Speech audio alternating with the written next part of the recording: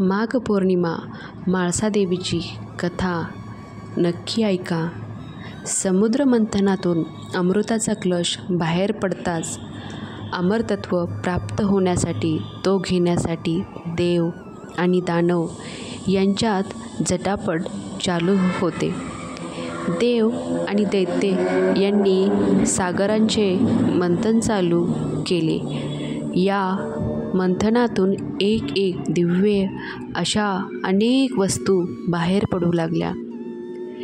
यातूनच घोडा, हलाहल, विशेष अप्सरा आणि अमृतांचा सुंदर क्लश बाहेर आला.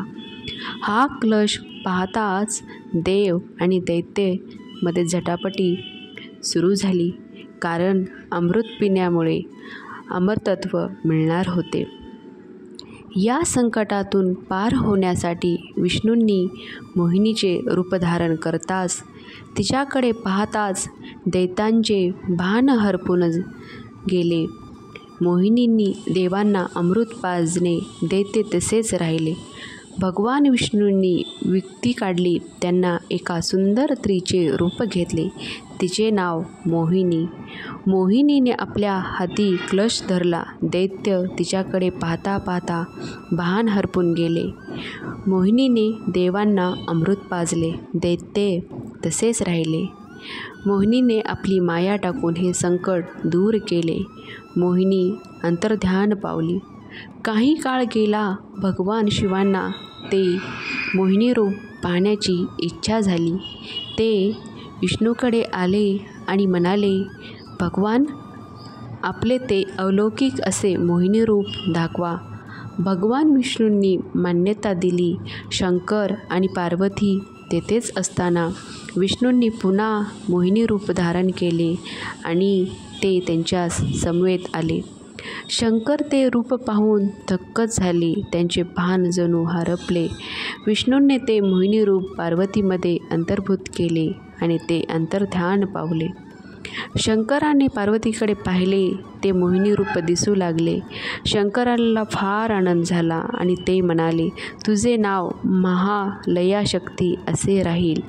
हीच महालयाशक्ती देवी म्हणजेच म्हाळसादेवी होय. हिचा हा अवतार माघ पौर्णिमेला झाला. त्यांची आणखी एक कथा अशी आहे की पृथ्वीवर मणी आणि मल्ल या नावांची 2 राक्षस ऋषीमुनींना आणि देवांना त्रास देऊ लागले.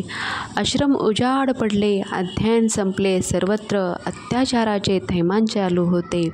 या अत्याचाराला आवर कोण घालणार?